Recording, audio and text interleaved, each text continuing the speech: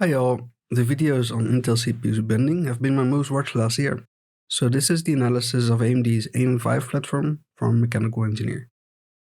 AM5 is AMD's new socket that has support for DDR5 and PCIe 5.0. Because of this, they had to up the pin count of the CPU from 1331 to 1718. They also switched to LAN grid array sockets, or so-called LGA. These types of sockets have the pins in the motherboard instead of the CPU, and it allows them to put more pins in the same area. AMD has made some different choices to Intel in multiple ways. They use multiple dies, so the different dies are spread out on the CPU itself. The surface mount devices, or SMD, have been moved to the top of the PCB instead of under. AMD used the space for more pins and to keep the whole socket the same size as AM4. To make space for SMDs, they did create gaps in the integrated heat spreader, or so-called IHS. Also, the IHS is about 20% thicker than Intel. This is good for strength, but it does increase temperatures. My expectation from these changes is that the AM5 socket will be much less affected by bending, especially because the square CPU has a very even distribution of force from the socket pins.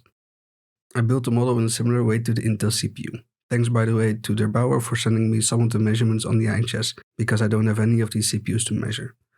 The material stiffness and mesh are also chosen to be the same as the Intel CPU. I didn't have a good datasheet with socket pressure like from Intel, so I calculated with the same force per pin, because they are both the same type of socket and I don't think they differ much. The exact position of the dies have been scaled off of photos. So let's have a look at the results then.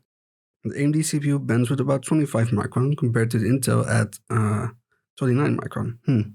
Not a big difference. Well, let's have a look at the map with levels then. The color scale of both of these is the same compared to the reference point of the retention mechanism.